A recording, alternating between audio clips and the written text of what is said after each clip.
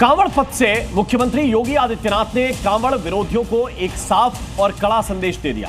अब कांवड़ यात्रा में किसी भी तरह की साजिश बर्दाश्त नहीं की जाएगी। गाजियाबाद में भगवान भोलेनाथ का जलाभिषेक करने के बाद सीएम योगी आदित्यनाथ ने हेलीकॉप्टर से पूरे कांवड़ रूट का निरीक्षण किया और श्रद्धालुओं पर पुष्प वर्षा भी की।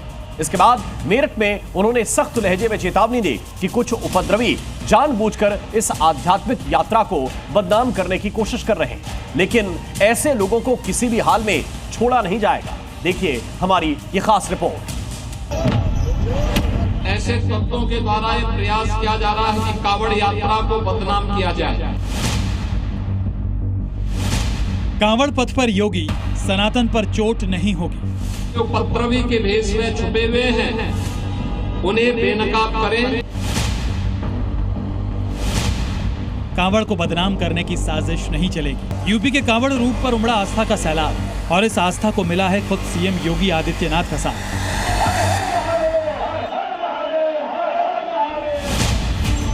सीएम योगी ने मेरठ और मुजफ्फरनगर के बीच कांवड़ मार्ग का हवाई निरीक्षण किया और मेरठ में चौधरी चरण सिंह कांवड़ मार्ग पर फूलों की बारिश कर शिव भक्तों का स्वागत किया। कांवड़ पथ पर शिव भक्तों को किसी तरह की असुविधा न हो, इसके लिए योगी सरकार ने सुरक्षा, सुविधा और सेवा की त्रिस्तरीय व्यवस्था की है ताकि किसी भी श्रद्धालु को तकलीफ ना हो। हालांकि सीएम योगी ने इशारे में कांवड़ के दुश्मनों को क्लियर मैसेज भी दे दिया है। हमें ध्यान में रखना होगा, जहां उत्साह और उमंग है, जहां श्रद्धा और भक्ति है, उस उत्साह और उमंग को भंग करने के लिए, इस भक्ति और श्रद्धा को बदनाम करने के लिए कुछ तत्व लगातार कुत्सित प्रयास कर रहे हैं। सोशल मीडिया प्लेटफॉर्म पर भी और प्रत्यक्ष रूप से भी ऐसे तत्वों के द्वारा यह प्रयास किया जा रहा है कि कांवड़ यात्रा को बदनाम किया जाए। दरअसल कांवड़ रूट पर धार्मिक संगठन, सामाजिक संस्थाएं और प्रशासन मिलकर इंतजाम कर रहे हैं। हर कुछ किलोमीटर पर पंडाल, ठंडी छांव, शीतल जल और शिव भक्तों के लिए कैंप बनाए गए हैं। लेकिन सीएम योगी ने एक बार फिर आगाह किया है कि कुछ असामाजिक तत्व इस यात्रा को बदनाम करने की साजिश में जुटे हैं और हर कांवड़ संघ की जिम्मेदारी है कि ऐसे उपद्रवियों को बेनकाब करें और तुरंत प्रशासन को सूचना दें।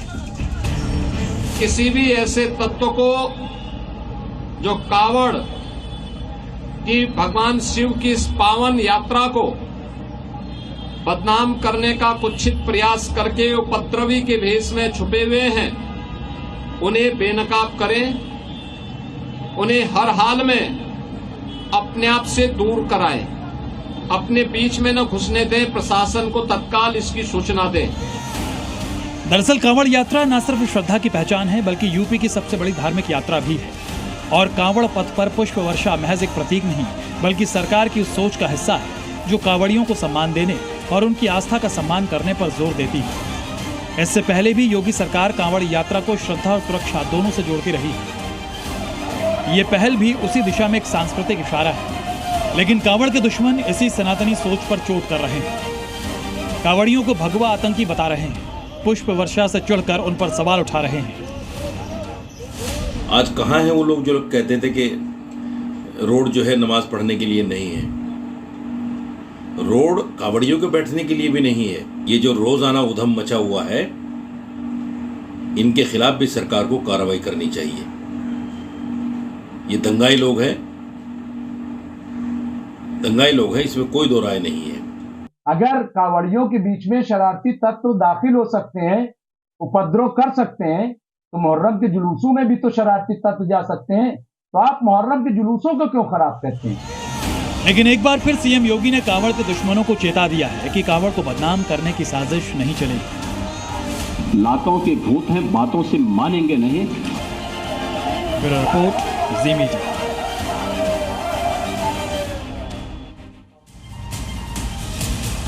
और अब जरा यह भी जान लीजिए कि सीएम योगी ने नफरती गैंग को कैसे आखिरी चेतावनी दी है। सीएम योगी ने कहा कि कांवड़ यात्रा को बदनाम करने की कोशिश हो रही है। मुख्यमंत्री ने कहा कि उपद्रवी के भेष में कुछ तत्वों की साजिश हो रही है। श्रद्धा भक्ति के रंग में भंग डालने का प्रयास है। उपद्रवियों की पहचान करके लोग सूचना दें। साजिश करने वाले उपद्रवी बेनकाब होंगे।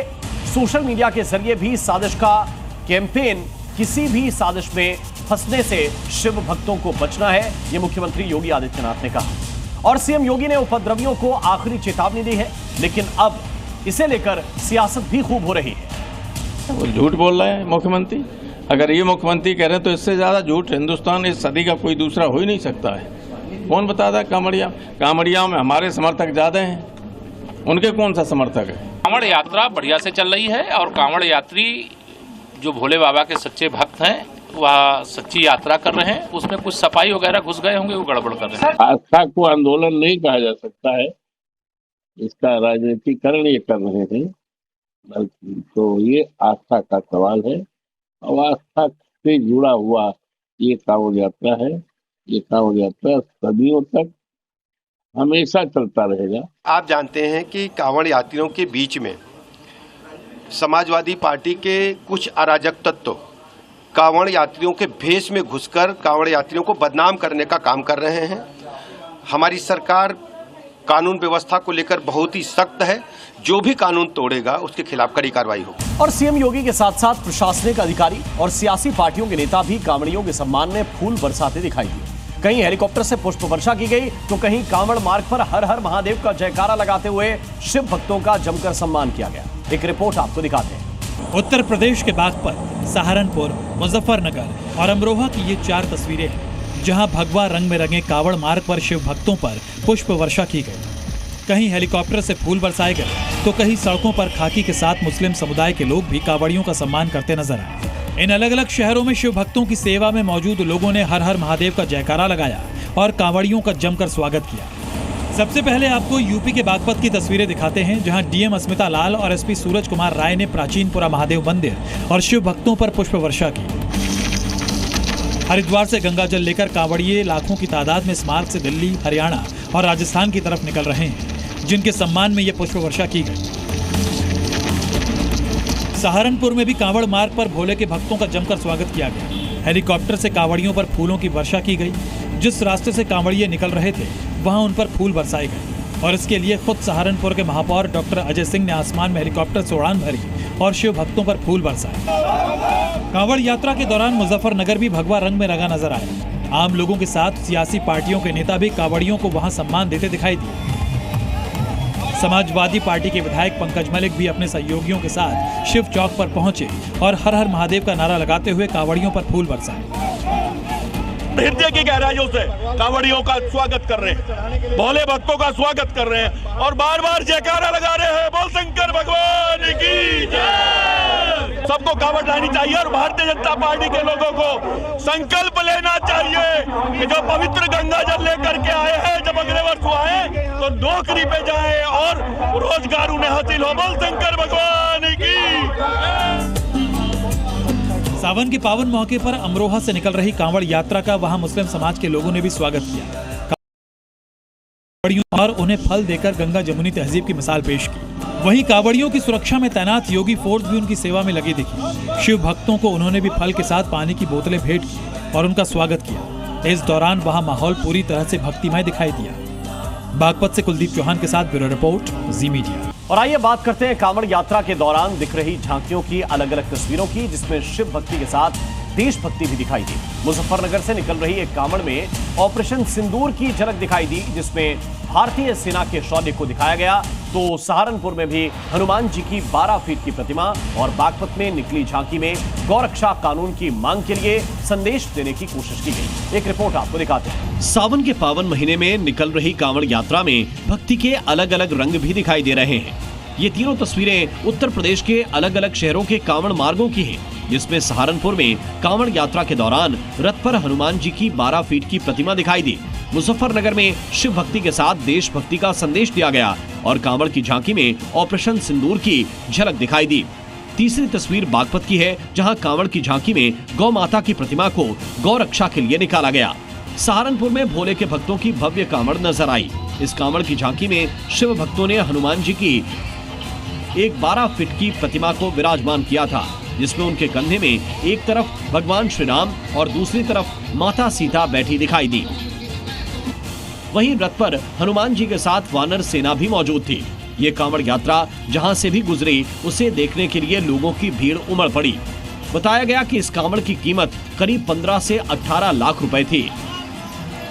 ये महादेव का स्वरूप है, बालाजी की है जी, और बड़े बालाजी की बड़ा स्वरूप की कांवड़ की कम से कम 15-18 लाख रुपए लगा। कांवड़ यात्रा के मौके पर निकाली जा रही झांकी में शिव भक्ति के साथ देशभक्ति भी दिखाई दे रही है। मुजफ्फरनगर में शिव भक्तों की टोली जो झांकी लेकर जाती दिखी, उसमें ऑपरेशन सिंदूर की झलक दिखाई दी।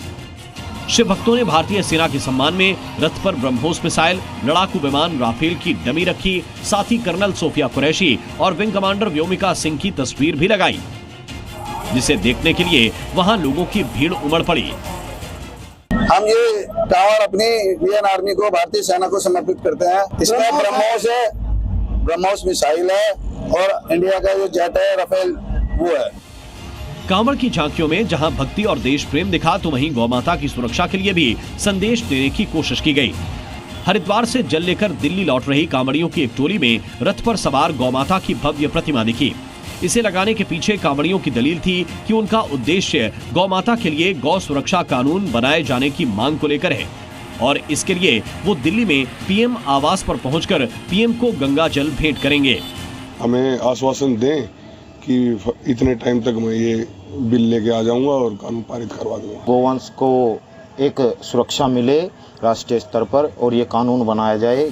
कांवड़ यात्रा के दौरान जहां सनातन का परचम हर तरफ लहरा रहा है, तो वहीं अलग अलग कांवड़ और झांकियों की भव्यता भी लोगों के आकर्षण का केंद्र बनी हुई है, जिसे देखने के लिए लोगों का हुजूम उमड़ रहा है। बागपत से कुलदीप चौहान के साथ ब्यूरो रिपोर्ट, जी मीडिया।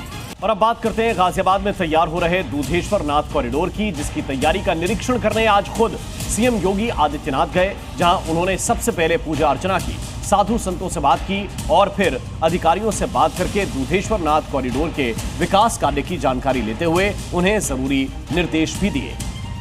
काशी में विश्वनाथ कॉरिडोर, बरेली में नाथ नगरी कॉरिडोर के बाद अब गाजियाबाद में दूधेश्वर नाथ कॉरिडोर भी जल्द बनकर तैयार होगा, और इसके लिए खुद सीएम योगी आदित्यनाथ ने कमर कस ली है। सीएम योगी आज सुबह गाजियाबाद में प्राचीन सिद्धपीठ दूधेश्वर नाथ मंदिर पहुंचे, जहां उन्होंने सबसे पहले रुद्राभिषेक किया।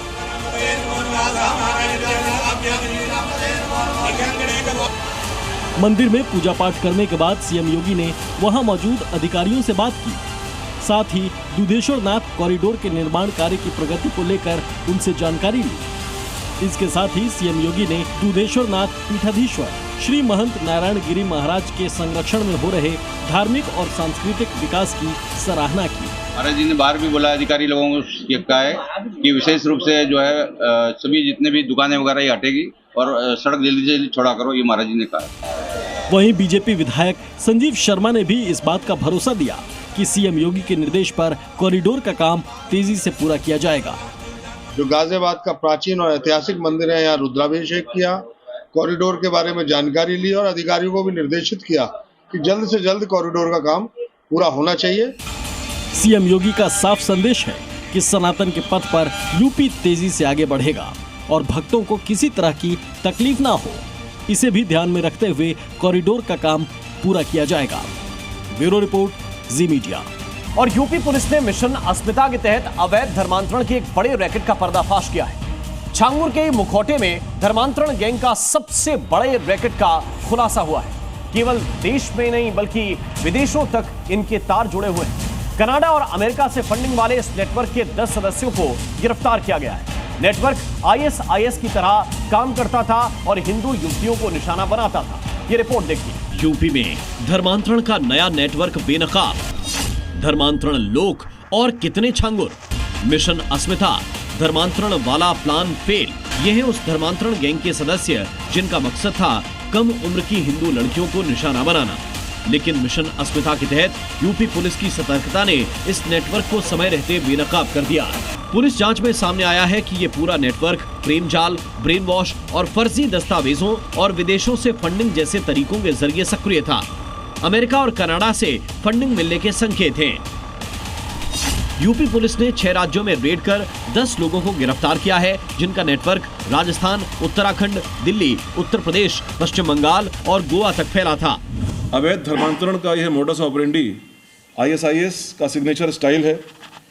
अभी तक प्रारंभिक जांच में इस ग्रुप का संबंध पीएफआई से, एसडीपीआई से और पाकिस्तान के आतंकी संगठनों से भी होने के संकेत मिले हैं।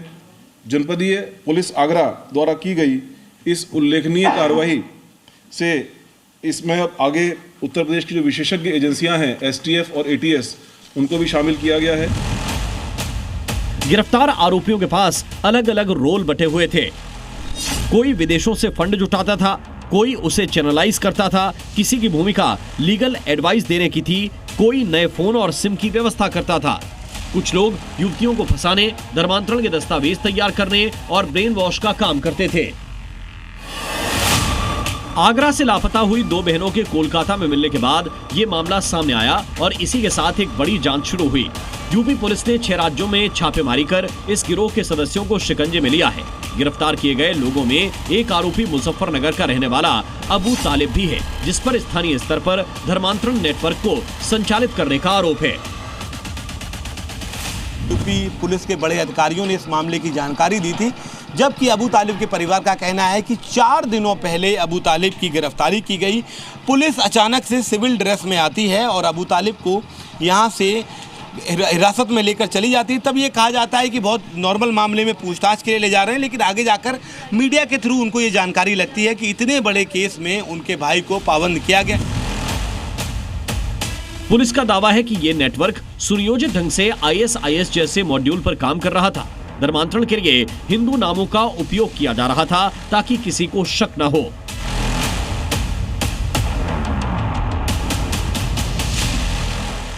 फिलहाल सभी आरोपियों को आगरा की अदालत में पेश किया गया, जहां से उन्हें पुलिस कस्टडी में भेज दिया गया है।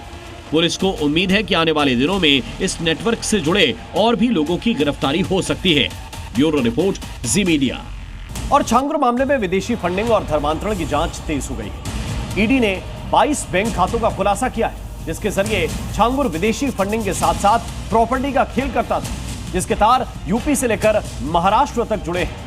ईडी ने छांगुर और उसके करीबियों के खिलाफ बड़ी कार्रवाई करते हुए अब तक करीब 60 करोड़ रुपए की मनी लॉन्ड्रिंग का पता लगाया है, जबकि महाराष्ट्र में 100 करोड़ से ज्यादा की संपत्ति की जांच अभी जारी है।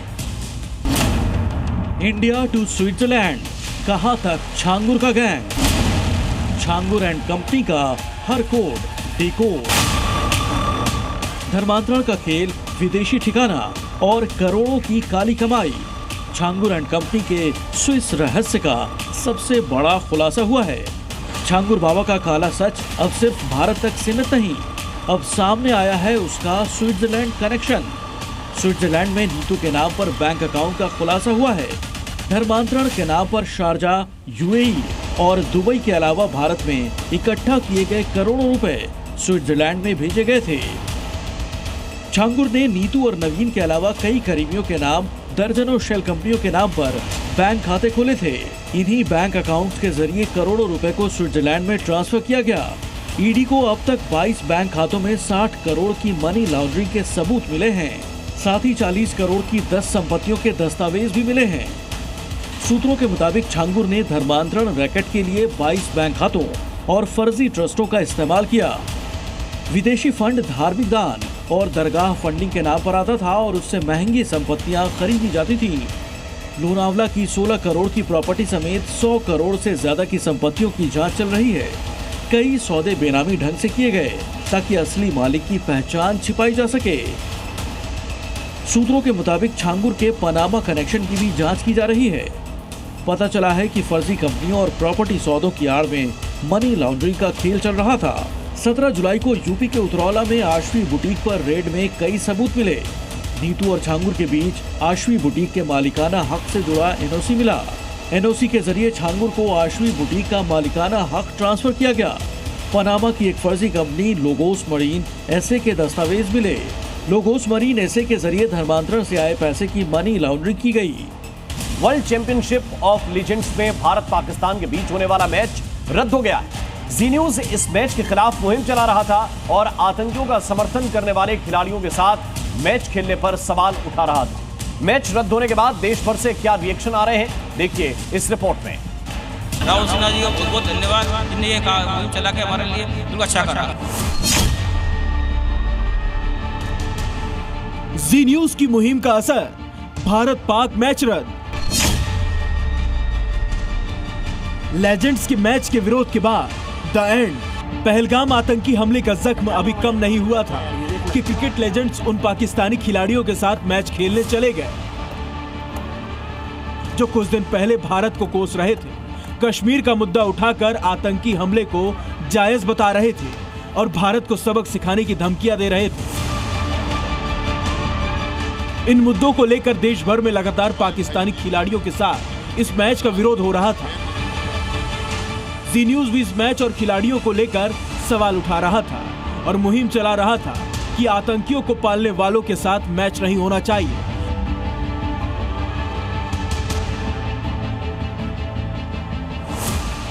दर्शकों के प्यार और इस मुहिम की मेहनत रंग लाई और मैच रद्द होने के बाद देश भर में कई जगह पर लोगों ने जी न्यूज को धन्यवाद दिया, नारे लगाए और जी न्यूज के मैनेजिंग एडिटर राहुल सिन्हा को आभार पत्र भी लिखे। जी न्यूज के कारण आज जो मैच रद्द हुआ है, मैं जी न्यूज के संपादकों को, उनके अधिकारियों को धन्यवाद देता हूँ। राहुल भाई को धन्यवाद देना चाहता हूँ, उन्होंने इतनी बड़ी मुहिम चलाई और मुहिम चलाने वाला जो मैच आज रद्द हुआ है। राहुल सर पत्र लिखेंगे तो आभार का पत्र रखने जा रहा हम। क्यों लिखेंगे पत्र? उन्हें अच्छा काम करा, देश के बिल्कुल हित में काम करा। ऐसे खेल होने नहीं चाहिए। राहुल सिन्हा जी का बहुत बहुत धन्यवाद, जिनने ये मुहिम चला के हमारे लिए बिल्कुल अच्छा करा। दिल्ली में ग्राउंड में खेल रहे लोगों से भी हमने बात की और भारत पाकिस्तान क्रिकेट मैच को लेकर बात की तो लोगों ने यहाँ भी जी न्यूज की मुहिम की तारीफ करते हुए कहा कि भारत पाकिस्तान का मैच नहीं होना चाहिए। समर्थन करता हूं कि इन्होंने इतनी बड़ी मुहिम जो है सामने पेश की है। और दूसरी बात, ये हमारे कुछ भारतीय खिलाड़ी जो उसका पाकिस्तान के साथ मैच हो रहा है उसका विरोध करते हुए, उनके लिए हम पूरी तरह से समर्थक हैं। जी न्यूज़ वाले जो मुहिम कर रहे हैं बहुत बढ़िया है और इंडिया के जो प्लेयर ये कह रहे हैं ये बिल्कुल सही समर्थन है। हम उनका समर्थन करते हैं और पूरा देश उनके साथ है। पाकिस्तान हमारा भाई नहीं है, देश पहले हमारे लिए, मैच पहले नहीं है। हमारे कोई भी चीज़ देश से आगे बढ़ के नहीं है, हमारे लिए देश पहले। हम उसके साथ क्रिकेट नहीं खेलेंगे। जी न्यूज़ ने जो मुहिम चलाई है उसके लिए मैं उनका समर्थन करता हूँ। धन्यवाद भी आपका।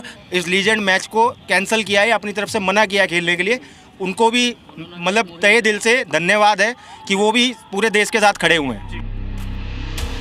जब जी न्यूज ने मुहिम चलानी शुरू की, पहले आयोजकों ने अफरीदी को टीम से बाहर करने पर विचार किया और सोचा कि अब विवाद थम जाएगा। लेकिन जैसे जैसे आम लोग हमारी इस मुहिम में शामिल हुए तो आयोजकों को माफी मांगनी पड़ी और मैच भी रद्द करना पड़ा। पाकिस्तान की सभी मेंटेलिटी जो इन लोगों ने अभी दुख पे दुख देते रहे, जिस तरीके से चुप चुप के वार कर रहे हैं, इससे कोई कंप्रोमाइज़ नहीं होएगा।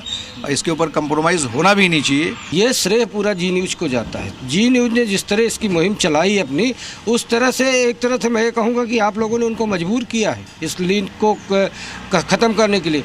और ये शुरुआत भी है और ये मध्य भी है और यही अंत भी है। जिन लोगों ने इसका इनिशिएटिव लिया इस मैच का और इस स्तर तक लाया कि मैच होने जा रहा था, मैं उनकी भी भत्सना करता हूँ इस मामले को लेकर के कि ये ऐसी किस तरह की उन्होंने निंदनीय कृत्य को आगे बढ़ाया कि जाकर के इस तरह से ये आयोजन होने जा रहा था। ये भी बड़ी दिक्कत वाली बात है इस बात को लेकर के मेरे मन में।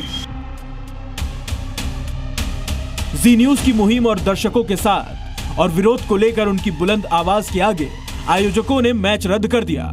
लेकिन बड़ा सवाल यह है कि इंसानियत और शांति के दुश्मन और उनके समर्थकों के साथ मैच खेलने पर पहले आयोजकों ने आतंकी हमले में मारे गए उन लोगों के बारे में क्यों नहीं सोचा।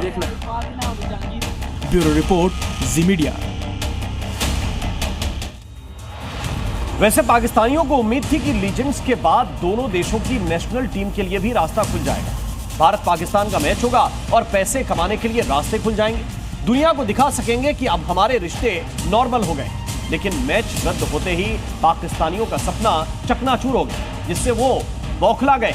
ये रिपोर्ट देखिए। लीजेंड मैच कैंसिल, क्या आया पाक से रिएक्शन? जी न्यूज की मुहिम और पब्लिक के विरोध के बाद पाकिस्तान के साथ लीजेंड्स चैंपियनशिप मैच रद्द होते ही अब रिएक्शन आना शुरू हो गया है। सबसे पहले इस मैच से खुद को क्रिकेट के गब्बर कहे जाने वाले शिखर धवन ने बोल्ड फैसला लेते हुए मैच से किनारा करते हुए कहा, जो कदम 11 मई को लिया उस पे आज भी वैसा ही खड़ा हूं। मेरा देश मेरे लिए सब कुछ है और देश से बढ़कर कुछ नहीं होता। मैच रद्द होते ही हिंदुस्तानियों ने जश्न भी मनाया और क्रिकेट प्रशंसकों ने जी न्यूज के साथ साथ चैनल के संपादक राहुल सिन्हा का धन्यवाद भी जताया। ये फैसला हुकूमत का स्वागत योग है और मैं इसका इस्तकबाल करता हूँ और तहे दिल से शुक्रिया भी अदा करता हूँ कि भारत के करोड़ों लोगों के दिलों के जज्बात और एहसासात का ख्याल रखते हुए हुकूमत ने ये एक अच्छा फैसला किया और एक अच्छा बेहतरीन कदम उठाया।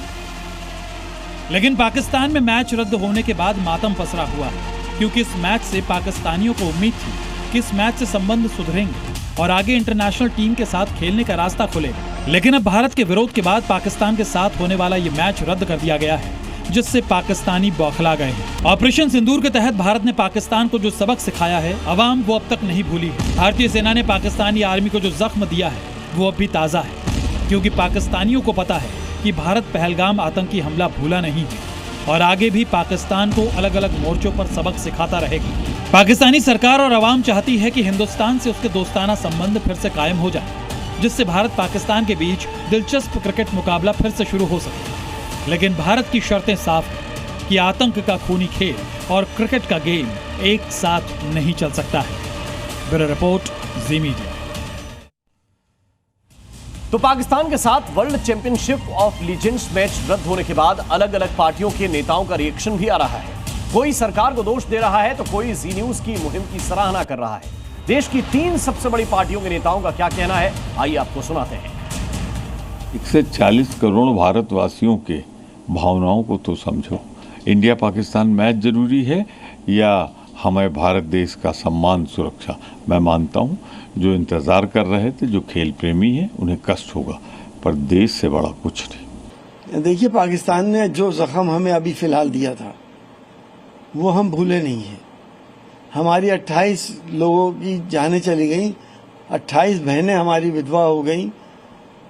जिस तरह से उनकी तस्वीरें आज भी हमारे दिमाग में घूमती हैं, अभी उनकी मांग के सिंदूर की आह ख़त्म नहीं हुई, उनकी आंखों के आंसू नहीं ख़त्म हुए, नहीं सूखे, और हम पाकिस्तान से मैच खेल लें। मैं तो समझता हूँ कि ये बेगैरती के कैटेगरी में आता है। जी न्यूज ने इसको सबसे ज़्यादा उठाया। मैं जी न्यूज वालों का धन्यवाद करता हूँ कि आपने जो पाकिस्तान हिंदुस्तान के मैच में कैंसिल में जो प्रश्न उठाए, उससे ये कामयाबी मिली। और मराठी वर्सेस हिंदी की लड़ाई, अब कांग्रेस भी इस लड़ाई में उतर चुकी है। बीजेपी नेता ने मुंबई के मुस्लिमों को मराठी सिखाने की बात कही तो कांग्रेस भिंडी बाजार में मराठी पाठशाला चलाने लगी। और अब उद्धव ठाकरे के नेता लोगों को प्यार से मराठी सिखाने की बात करने लगे। लेकिन अचानक धमकी और मारपीट के जरिए मराठी सिखाने वाली पार्टी को क्या हो गया? क्या कांग्रेस की भिंडी बाजार में पाठशाला को उसके सहयोगी सियासी प्रयोगशाला के रूप में देख रहे हैं? मुंबई में मराठी की पाठशाला या सियासी प्रयोगशाला? उठे विरोध के स्वर तो ठाकरे बंधुओं के बदले सुर। महाराष्ट्र में सबको मराठी सिखाने की जिद पर ठाकरे बंधुओं का तेवर विरोध के बाद धीमा पड़ने लगा है, क्योंकि राज और उद्धव को इस भाषा की सियासत का देश भर में विरोध हो रहा है। साथ ही मुंबई की मुस्लिम इलाकों में मराठी न बोलने और उन इलाकों में ठाकरे के कार्यकर्ताओं के न जाने को लेकर लोग सवाल उठा रहे हैं, जिसके बाद अब उद्धव के सहयोगी कांग्रेस ने भिंडी बाजार में मुस्लिमों के लिए मराठी पाठशाला आयोजित की और सबको मराठी सीखने की बात कही, क्योंकि कांग्रेस को इस हिंदी वर्सेस मराठी के विवाद में अपना वोट बैंक दिखा और मराठी सिखाने के नाम पर, मराठा अस्मिता के नाम पर कुछ सिंपैथी भी मिल जाएगी और ये कॉकटेल सियासी तौर पर फायदेमंद भी साबित हो सकता है। हमने भिंडी बाजार इलाके में मराठी सीखने को लेकर मुस्लिमों से बातचीत की तो लोगों का कहना था कि मराठी सीख लेंगे, लेकिन अगर कोई जबरदस्ती करेगा तो हमारे हाथ भी बंधे हुए नहीं है। मराठी कंपलसरी है, बोलना सीखना और हर चीज़। गलत है सर, हिंदुस्तान है तो हिंदी भाषा हर कोई को आता है, हिंदी भाषा यूज करना चाहिए। मराठी जिसको नहीं आता है तो कहाँ से सीखेगा।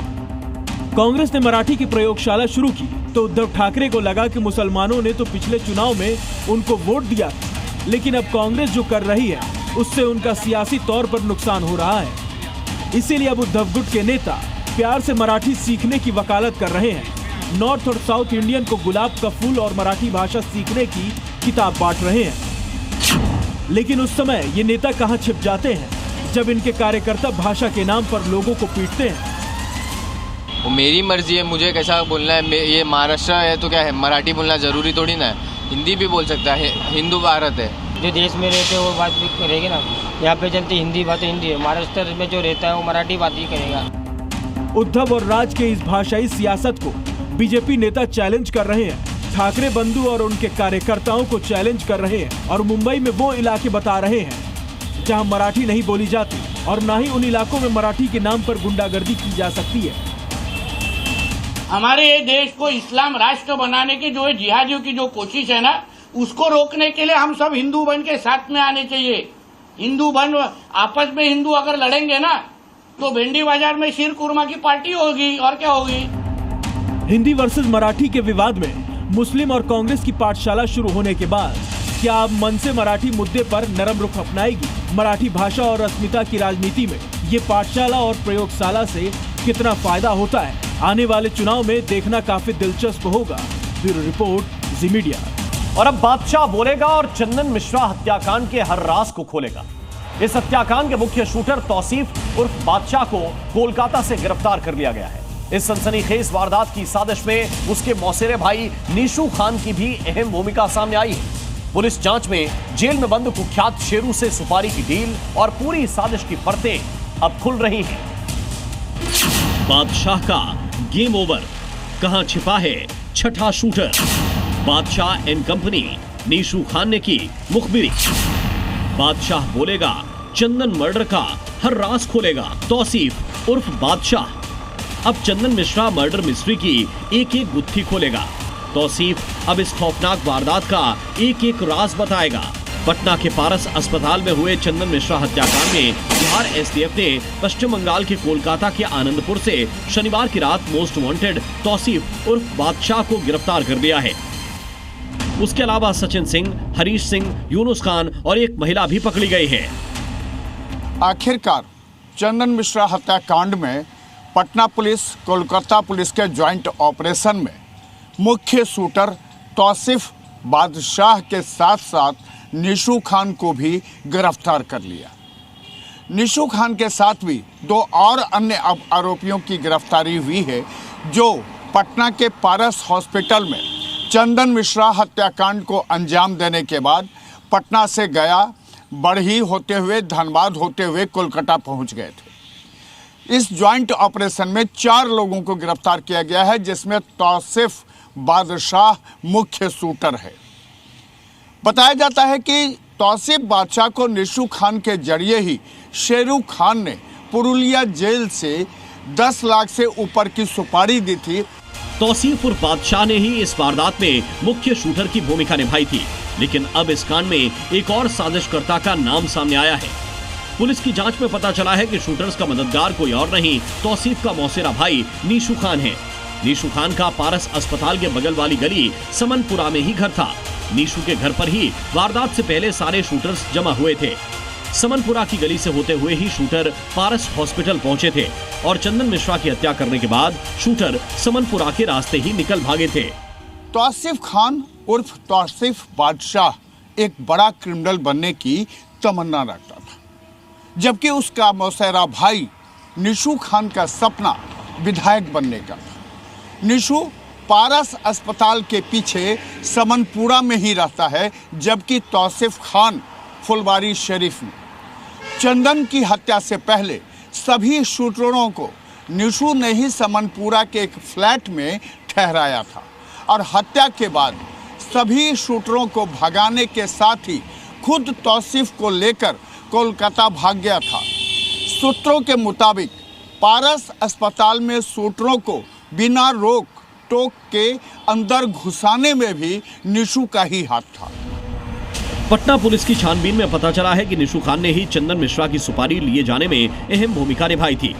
उसने ही जेल में बंद कुख्यात शेरू से डील की थी। उसके बाद तौसीफ और बादशाह समेत दूसरे शूटर्स को मर्डर की सुपारी सौंपी गई थी।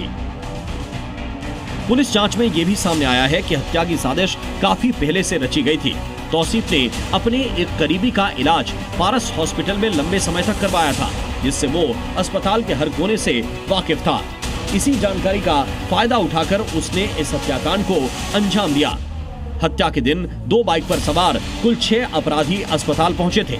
अस्पताल के इमरजेंसी गेट पर जब उन्हें गेट पास नहीं मिला तो वो ओपीडी के रास्ते अंदर दाखिल हो गए। शूटरों ने सीधे जाकर कमरा नंबर 209 की तरफ रुख किया, जहां चंदन मिश्रा भर्ती था। बताया जा रहा है कि कमरे के लॉक में खराबी थी, जिसका फायदा उठाकर शूटरों ने दरवाजा खोला और चंदन मिश्रा पर ताबड़तोड़ फायरिंग कर दी। हत्या को अंजाम देने के बाद सभी आरोपी बाइक पर सवार होकर मौके से फरार हो गए। ब्यूरो रिपोर्ट, जी मीडिया। और ऑपरेशन सिंदूर के 74 दिन बाद पाकिस्तान के झूठ का सबसे बड़ा सबूत मिला है। ऐसा सबूत कि पाकिस्तान दुनिया के सामने बेनकाब हो गया है। सैटेलाइट तस्वीरों से खुलासा हुआ है कि पाकिस्तान किराना हिल्स पर ऑपरेशन सिंदूर के वक्त किराना हिल्स में कुछ तो हुआ था। आखिर क्यों उस वक्त पाकिस्तान में बार बार भूकंप आ रहे थे? कैसे किराना हिल्स के साथ पूरा पाकिस्तान हिला हुआ था, उसे समझने के लिए देखिए हमारी ये खास रिपोर्ट। ऑपरेशन सिंदूर की सबसे बड़ी गवाही। हिल गया था पाकिस्तान, अब मिटा रहा निशान। ब्रह्मोस के वज्रघात से हिल गया था किराना हिल्स। भारत ने ऑपरेशन सिंदूर के दौरान ब्रह्मोस मिसाइल से पाकिस्तान को जो मार मारी है, ऑपरेशन सिंदूर पर हिंदुस्तान ने पाकिस्तान को जो जख्म दिए, आज हम ऐसी रिपोर्ट दिखाएंगे जिससे पाकिस्तान के जख्म फिर से ताज़ा हो जाएंगे। भले ही पाकिस्तान अपनी आवाम को बेवकूफ बनाते हुए दावा करता रहा कि ऑपरेशन सिंदूर में उसे कोई नुकसान नहीं हुआ, लेकिन सैटेलाइट तस्वीरें उसके हर एक झूठ को बेनकाब कर रही हैं। ऑपरेशन सिंदूर के 74 दिन बाद पाकिस्तान के सबसे बड़े झूठ का पर्दाफाश हो गया है। जून 2025 में ली गई गूगल अर्थ से सैटेलाइट तस्वीरें परमाणु चिल्लाने वाले पाकिस्तान की असली औकात बता रही हैं। आज हम आपको ऑपरेशन सिंदूर से जुड़ी हुई ऐसी तस्वीरें दिखाने वाले हैं जिससे किराना हिल्स और पाकिस्तान तक हिल गया था। सैटेलाइट तस्वीरों में दिखाया गया कि भारत ने पाकिस्तान के परमाणु ठिकाने किराना हिल्स पर हमला किया था। पाकिस्तान को पहलगाम की बहुत बड़ी कीमत चुकानी पड़ी है। पाकिस्तान इस बात को माने ना माने, लेकिन कुछ सबूत हम आपको दिखाने जा रहे हैं। सैटेलाइट तस्वीरों के माध्यम से ये बात बिल्कुल स्पष्ट हो जाता है कि कितना गहरा जख्म पाकिस्तान के सीने पर लगा है। अब जो तस्वीर मैं आपको दिखाऊंगा, जरा मैं पहले बता दूं आपको, ये जो अकाउंट है ये है डेमियन साइमन। सैटेलाइट तस्वीरों के ये जानकार माने जाते हैं। इन्होंने 2 तस्वीरें जारी की हैं। देखिए, ये जो तस्वीरें गूगल अर्थ के जरिए जारी की गई हैं, उसमें बताया ये गया, ये जो जगह आप देख रहे हैं किराना हिल्स, यहां पर अटैक किया गया इस जगह पर, और बिल्कुल पास में एक देखेंगे पोस्ट है। यहां जो अटैक हुआ इससे इसकी सिर्फ 150 मीटर की दूरी है। और ये नजदीक से अगर दिखाने की कोशिश मैं करूं, कैमरा सहयोगी को कहूंगा ये इस जगह को दिखाएं आपको, जहां पर ये इंपैक्ट हुआ। उसके बाद आप देख रहे हैं धुएं का गुबार उठता हुआ साफ तौर पर नजर आया। अब ये जो किराना हिल्स है, ये समझना आपके लिए बड़ा जरूरी हो जाता है, क्योंकि यहाँ पर पाकिस्तान के कई परमाणु प्रतिष्ठान हैं, कई सुरंगें हैं और मिसाइलों तक को सुरक्षित रखते हैं यहाँ पर पाकिस्तानी जो आर्मी के लोग हैं। ऐसे में अगर यहाँ पर हमला किया गया, अटैक किया गया, बहुत बड़ी बात है। मतलब ऑपरेशन सिंदूर के दौरान भारत ने आतंक के गढ़ पाकिस्तान को ऐसी चोट पहुंचाई जिससे पड़ोसी मुल्क अब तक उभर नहीं पाया। जी न्यूज़।